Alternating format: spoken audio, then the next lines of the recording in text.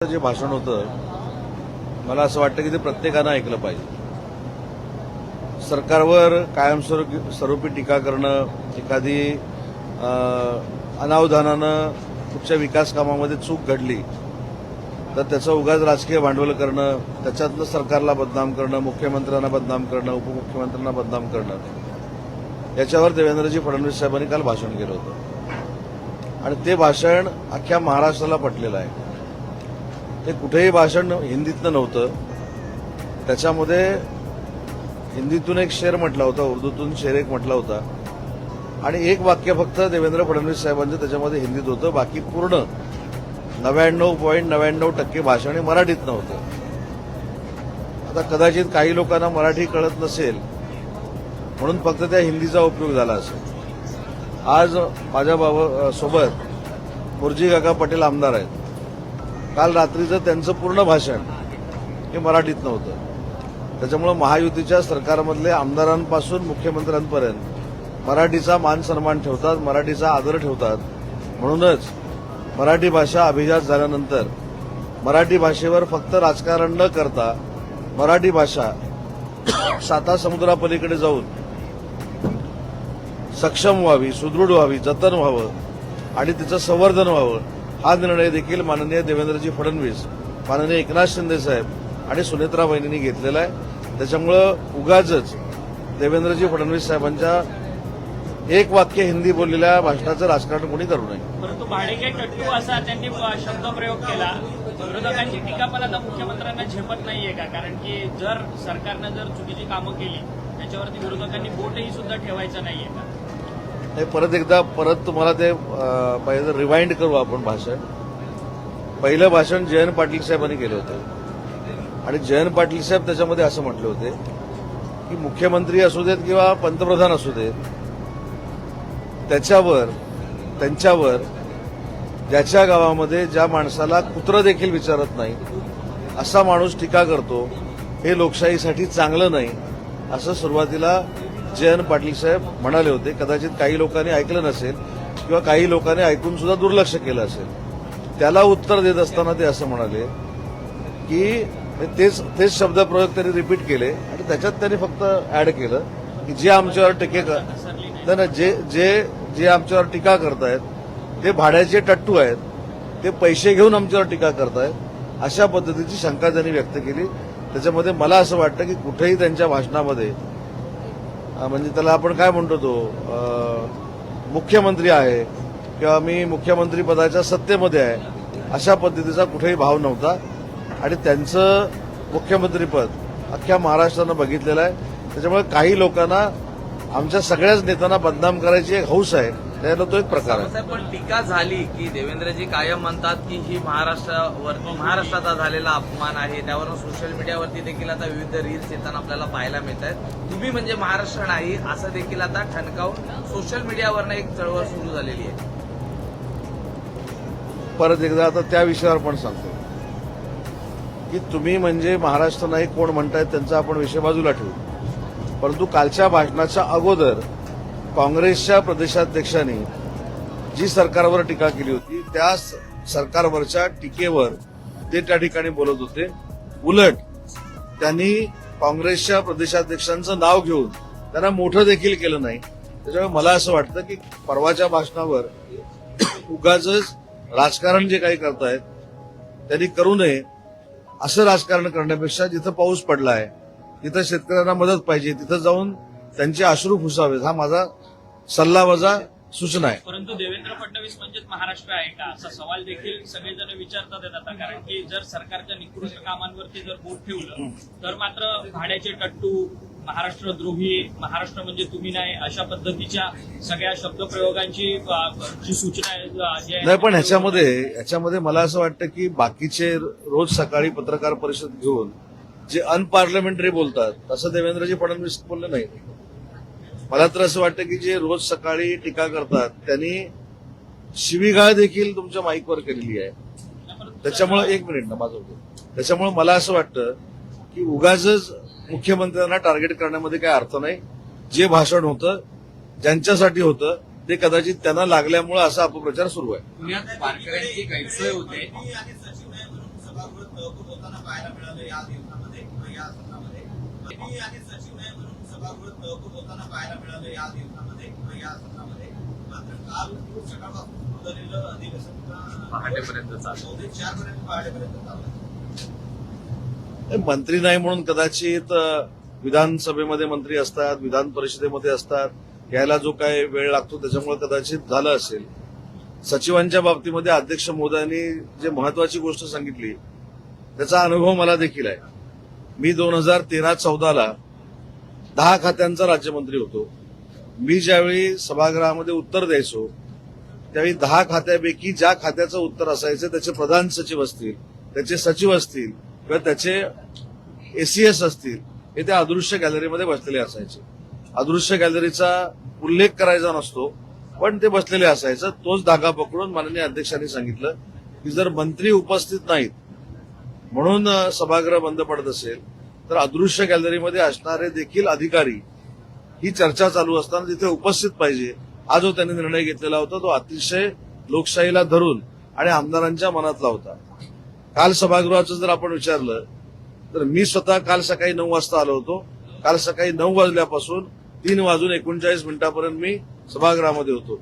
आमदार महोदय देखील होते. त्याच्यामुळे आम्ही आमच्या परीनं सभागृहामध्ये उपस्थित राहण्याचा प्रयत्न करतो. परंतु काही गडबड असेल तर थोडा उशीर होतो आणि त्याच्यामुळे जर सभागृह बंद पडला असेल तर शेवटी आमच्या देखील एनर्जीचा आणि आमच्या देखील ते वरचं सभागृह आणि खालचं सभागृह यातल्या अंतराचा देखील अभ्यास काही मंडळींनी करणं गरजेचं आहे. महामंडळाचं वाटप कधी होणार आहे? महामंडळाचं वाटप या अधिवेशनात होईल असं बोललं जात होतं पण अधिवेशन कसं होतं? मी अधिवेशनाच्या शेवटच्या दिवशी अगदी जबाबदारीनं सांगतो की महामंडळाच्या वाटपावर चर्चा सुरू आहे.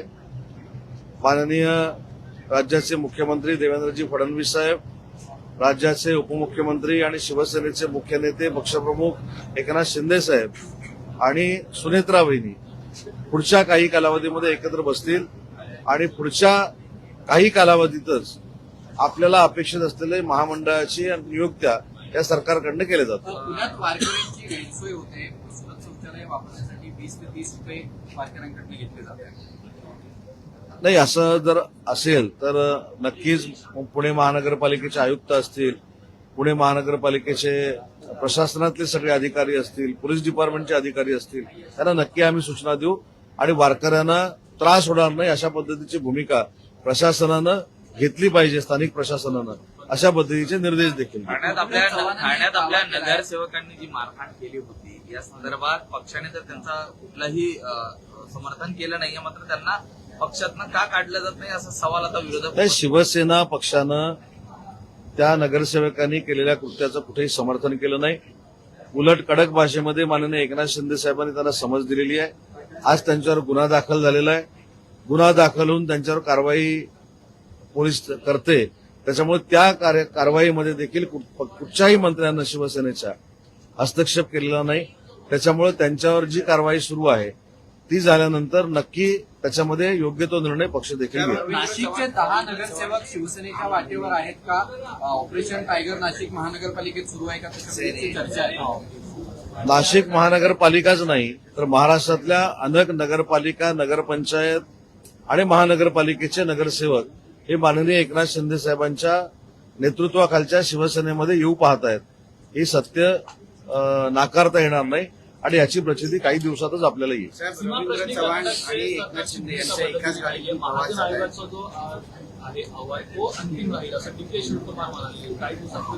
नाही, डीके शिवकुमार काय म्हणाले याच्यापेक्षा आपल्याला माहित असेल की परवा जी महाराष्ट्र एकीकरण समितीबरोबर मुख्यमंत्र्यांच्या अध्यक्षतेखाली मिटिंग झाली. मला सांगताना समाधान आहे की सन्माननीय मुख्यमंत्री महोदयांना मी ज्यावेळी बेळगावला एका कार्यक्रमासाठी गेलो होतो त्यावेळी महाराष्ट्र एकीकरण समितीचे मंडळी मला भेटली होती. मी माननीय मुख्यमंत्री महोदयांना विनंती केली, मी शिंदे साहेबांना विनंती केली आणि त्याच्यानंतर या बैठकीचं आयोजन करण्यात आलं. या बैठकीच्या आयोजनामध्ये अनेक मुद्द्यावर चर्चा झाली. सुप्रीम कोर्टामध्ये महाराष्ट्र सरकारची भूमिका काय असली पाहिजे, तिथे जो अन्याय होतोय त्याच्यामध्ये सरकारची भूमिका काय असली पाहिजे, तिथल्या मराठी माणसाला ताकद देण्यासाठी आम्ही काय केलं पाहिजे, याच्यावर सगळी सांगोपांग चर्चा झालेली आहे.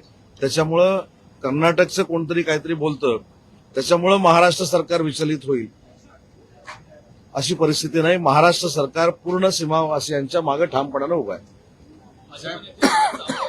एकनाथ खडसे यांची भेट झालेली आहे. एकनाथ खडसे भाजपमध्ये येतात अशी चर्चा सुरू झाली. काही दिवसांपूर्वी केंद्रीय नेत्यांसोबत सुद्धा चर्चा झाली होती. नवीन सदस्य महायुतीमध्ये येतोय का? काल तर माननीय ज्येष्ठ नेते एकनाथ खडसे साहेब माझ्या दालनामध्ये देखील आले होते आणि तुम्हाला जसं कुतूहल होतं तसं मी देखील कुतूहलानं त्यांना विचारलं की तुम्हाला विनोद तावडे साहेब भेटले का. त्याच्यावर त्यांनी इतकं सोप्या भाषेमध्ये उत्तर मला दिलं की असे अनेक लोक मला भेटत असतात. माझे अनेक वर्षाचे ऋणानुबंध प्रत्येक पक्षामध्ये आहेत. त्यांचा 75चा आता 30 तारखेला कार्यक्रम आहे. त्याला देखील विविध पक्षातले नेते, विविध पक्षातले मंत्री उपस्थित राहणार आहेत. त्यामुळे मला असं वाटतं की विनोद तावडे साहेब त्यांना जे भेटले त्याला राजकीय अर्थ कोणी काढू नये. शेवटी त्यांचे पूर्वीपासूनचे संबंध आहेत. काल दोघांचा प्रवास झाला. भाजपचे प्रदेशाध्यक्ष रवींद्र चव्हाण आणि एकनाथ शिंदे एकाच गाडीतून 30 मिनिटं त्यांची चर्चा झाली. बऱ्याच राजकीय चर्चा काय घडलं, ह्याच्यामध्ये वाईट काय घडलं. भारतीय जनता पार्टीचे प्रदेशाध्यक्ष आणि शिवसेनेचे मुख्य नेते माननीय एकनाथ शिंदे साहेब आमचे नेते यांनी जर एकाच गाडीतनं प्रवास केला तर महाराष्ट्राच्या विकासावर त्यांची चर्चा झाली असेल. महायुतीवरच्या काही गोष्टींवर त्यांची चर्चा झाली असेल. काही निवडणुका झालेल्या आहेत त्याच्यावर त्याची चर्चा झाली असेल. काही निवडणुका व्हायच्या आहेत त्याच्यावर चर्चा झाली असेल. पण जी काही चर्चा झाली असेल ती सकारात्मक आणि महायुतीच्या भल्याची झाली असेल. काही खासदार आणि आमदार पण चर्चा झाली असेल. नाही, माननीय एकनाथ शिंदे साहेबांचा प्रवेशाचा कार्यक्रम ज्याला आपण ऑपरेशन म्हणतो तो कोणालाच माहीत नसतो. त्याच्यामुळे त्याच्यावर चर्चा अगदी 100% झाली नसणार. परंतु महायुती बळकट करण्यासाठी भविष्यामध्ये अजून काय केलं पाहिजे याच्यावर नक्की झाली असेल. पृथ्वीराज चव्हाणांनी एक दावा केला की राष्ट्रवादीचे 5 ते 6 खासदार हे अस्वस्थ असल्याचं त्यांनी म्हटलं. ते कधीही पक्ष सोडतील.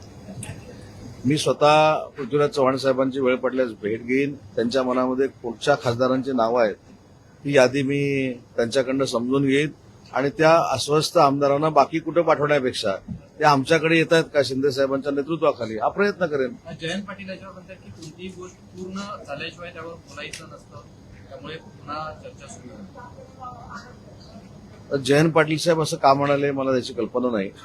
परंतु पाहू आपण. काही गोष्टी पूर्ण होईपर्यंत आपण सगळ्यांनीच वाट बघूया. मग जयंत पाटील काल एकनाथ शिंदेच्या भेटीला गेले होते आणि त्या भेटी दरम्यान प्रताप सरनाईकांनी जयंत पाटलांना शिवसेनेत येण्यासंदर्भातली ऑफर दिलेली आहे.